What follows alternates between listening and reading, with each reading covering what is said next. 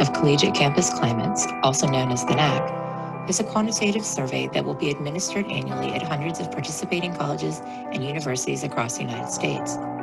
Through the NAC, thousands, perhaps millions, of college students will offer useful insights into the realities and complexities of race in higher education. NAC respondents will help us understand how various populations differently experience the colleges and universities they attend, where and what they learn about race, their feelings of preparedness for citizenship in a racially diverse democracy after college, and how racial issues in our broader society affect interactions and experiences on campuses. The USC Race and Equity Center will help institutional leaders use NAC survey results to improve racial climates, college experiences, and student outcomes. Okay, you may have noticed that my colleague from our center in the video was talking in future tense about the NAC, what it would be and what it would do. Since the recording of that video, we've actually launched the survey. We launched it in 2019. During the 2019-2020 school year, the NAC was administered to more than 500,000 undergraduate students at colleges and universities across the United States. This year, we are on track. In fact, we are far ahead of schedule. We are on track to administer the NAC to more than 2 million undergraduate students at higher ed institutions all across the United States, including several in New York State. I have these fantasies sometimes, this is just a shameless plug. I have these fantasies sometimes about the entire CUNY system doing the NAC. Maybe someday that might happen. Look, as you might imagine, we only have 45 minutes or so for me to deliver this distinguished lecture to you. So I honestly could be here with you for, I don't know, 45 hours, sharing with you all that I've learned about campus racial climate over the 17 years of qualitative data and, these 2 years of the NAC. So much of what we've learned over the years qualitatively has been corroborated by the quantitative results from the NAC. So I really could be with you for 45 hours. We don't have 45 hours. So here's what I'm going to do instead. I'm going to very quickly give you about 5 or 6, I believe it's 6, just consistent trends that emerge year after year after year on campus after campus qualitatively, and again, has been corroborated by and confirmed by, and we continue to see it in the quantitative results in the NAC. Here are just 6 things. First, a Black student, one or more Black students being called the N-word by a white person on their campus is a real thing. It's so much of a real thing that when I first started doing these qualitative climate assessments at my very first institution in the state of Texas in 2005, I remember in the focus groups with the Black students, I kept hearing them talk about being called the N-word by a white person. And, at the time, because it was my first one, and I was just like, new and naive, I suppose, I thought, oh my God, like this is the most racist university in the world. Like, this is terrible that I keep hearing from these Black students that this is happening to them. Yeah, then I went to my second institution a few months later to do a climate assessment in Arkansas. Heard the same thing. I'm originally from the South, very proudly born and raised in Georgia. I try to resist Southern stereotypes, but in the interest of full disclosure, I was thinking, first one Texas, second one Arkansas, maybe this is a thing that is unique to the South. Well, then my third one was in the state of Michigan. The fourth one was in the state of Indiana. Time after time on campus after campus after campus, I kept hearing Black students talk about being called the N-word by a white person. Most of the times, that white person was a peer or a classmate or a residence hall mate, but sometimes that white person was a faculty member or a staff member at the institution. You see, I did these qualitative studies, center researchers and my colleagues here at the center and I, we've done them now qualitatively on almost 6 campuses, right? At only one place, no exaggeration, at only one place have we not heard one or more Black students say to us in their interviews that they have been called the N-word by a white person at their college or university. Just thought you should know that this is a real thing. I'd be shocked if this were not an experience that Lehman College students are having, and other Black students across the CUNY system. I'd love to be wrong about it. I'd love to, but yeah, hearing this on 58 out of 59 campuses and having it also show up so repeatedly in the quantitative survey results, I don't know. This might be a thing there that is very much contaminating the experience and sense of belonging and sense of respectability for Black students there at Lehman. Look, let me share with you another one. Students segregating by race is another very consistent trend that we're seeing in the quantitative survey results, and for sure that we've heard about in those qualitative interviews. White students and students of color alike would characterize their campus as being, largely segregated. They would name specific parts of the campus where at certain parts of the day, you're only going to see Latinx students over there. At other parts of the day, you're only going to see white students over here.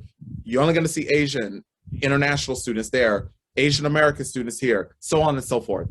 So, many of them would talk about how, yes, the campus is in fact diverse, but, people, very much self-segregate. Those are the words of the students who participated, not necessarily my words. Yeah, another racially illiterate white students. To be sure, white students did not deem themselves racially illiterate. I did that, and the other members of my research team. But when I say by their own admission, here's what I mean. In our interviews with white students, they would often say to us that I haven't learned much at all about race, about implicit bias, about racial and ethnic groups and cultural groups that are different from my own. In fact, many graduating seniors in our interviews over the years, and we're seeing it again in the quantitative data when we disaggregate the data by race and we look at white students, and by class year and we look at seniors, we're seeing the same thing, right? White students would say to us, honestly, I don't know much more about race as a graduating college senior as I did as a high school senior before I got here. Because the truth is, it continues to be the case that unless one trips and falls into a sociology of race course or an ethnic studies course, both of which are almost always optional, voluntary electives, one really could persist through 4, 5, or 6 years at Lehman College and other higher ed institutions without ever learning anything about race. Yeah, white students would tell us that they're about to go into the world not knowing and not feeling prepared to lead and live and engage in a racially diverse democracy and workplace. There's also what I'm calling here white student overestimation. What I mean here is that, as I mentioned to you, we would conduct those focus groups in a monoracial fashion. And oftentimes, we take a whole team from our center to a campus, right? And we would be facilitating the focus groups concurrently. So I would be in one room with white students. Right on the other side of the wall, in the next room, would be a colleague from my center facilitating the focus group with Indigenous students. On the other side of the wall, another colleague from my center is facilitating the focus group interviews with Black students, right? All the questions are the same across all the rooms. So I, would throw out the question to the white students, which groups of students here, say at Lehman College, are likeliest to feel the strongest sense of belonging and inclusion here at the college?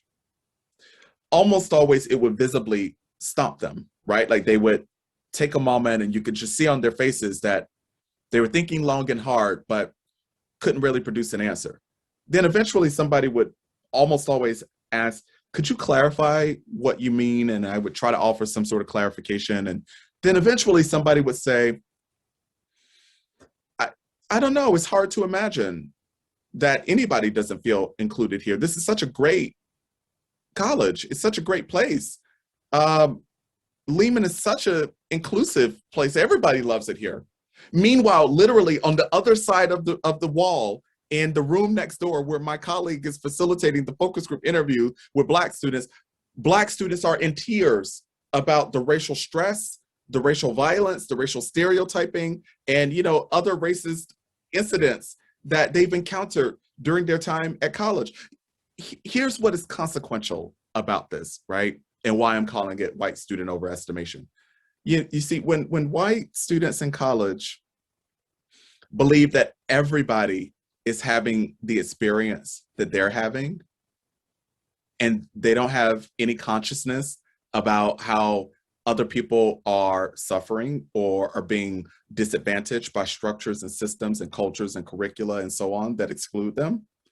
And then they go on, they graduate from the college and they go on into the world and they ascend to positions of leadership, decision-making, and authority. You see, it remains the case in every industry in the American economy that the most senior executives are white. It's just a matter of fact. It's quantifiable. If you don't believe me, just go check the Department of Labor statistics for yourself. It remains the case that whites occupy the most significant positions of leadership and authority in businesses, in K-12 school districts, and post-secondary institutions, in the United States Congress, both in the Senate and in the House.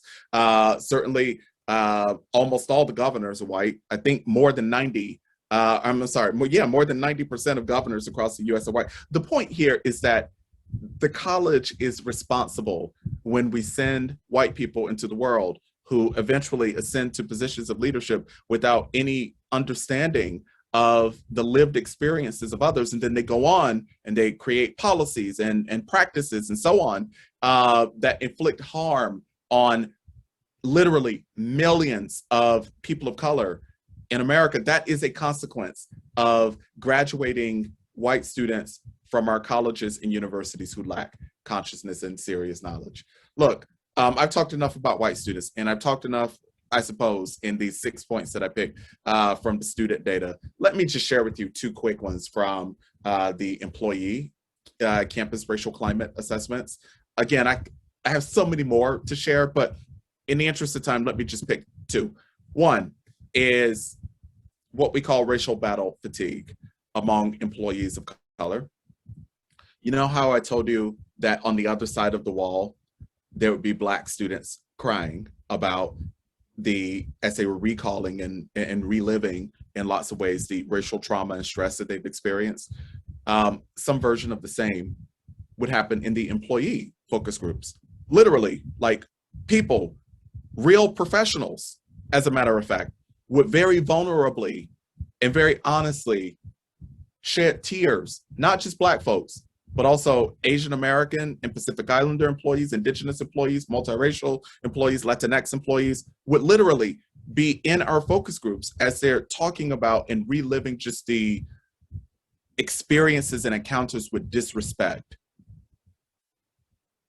with inequitable pathways to promotion and advancement in their professional workplaces, so on and so forth, right?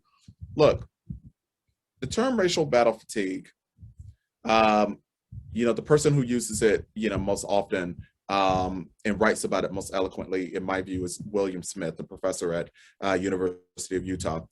Racial battle fatigue is the literal exhaustion that ensues among people of color after having to fight time and time and time and time again to get more students of color admitted, to get more people of color hired, to get people of color promoted at equitable rates, to get the college broadly, and to get the student affairs division, more specifically, to do something about its longstanding contradictory messages and behaviors around race, to do something about the racial climate problems. After a while, like, people just get tired of fighting these battles. At least that's what they would tell us in our interviews with them. I mentioned that white folks are always included in both our student and our employee racial climate assessments. This last point is not just about white employees, we would sometimes hear this from employees of color too, but we would almost always hear it from white employees, that they frankly feel insufficiently skilled to talk about race, to solve racial problems, to actually create and sustain a racially inclusive campus climate and environment for students, faculty, and staff. You know, folks would say, hey, my values are in the right place. My heart is in the right place, but I don't know how to do it, right? I wouldn't know what to do if tiki torch carrying white nationalists or the Proud Boys showed up here at Lehman College today and, you know, attempted to poison our campus community. I wouldn't know what to do. I wouldn't know what to do if an Asian or Asian American student or faculty member, staff member got attacked verbally or physically. I personally wouldn't know what to do. Maybe I would just call it campus safety. I don't know, right? The point here is that many people who work at colleges and universities have the right values, but values on their own are insufficient. People got to have skill. People often tell us that they don't have the skill because they never learned it anywhere in their own educational or professional upbringings. Look, these are 6 of a trillion consistent trends that show up in the data. In the interest of time, I'm going to move forward and talk about a different set of work that's not about necessarily our campus racial climate assessments, but is about the trendiness of equity. And I'm going to use it as a sort of bridge to my critique of the trendiness of anti-racism. So in addition to assessing people's campus climates, we do a ton of advising of higher ed leaders, presidents, provosts, boards of trustees, you know, student affairs leaders, and so on. And, you know, this next set of things that I'm going to share with you really emerge from our advising and consulting partnerships with higher ed institutions. So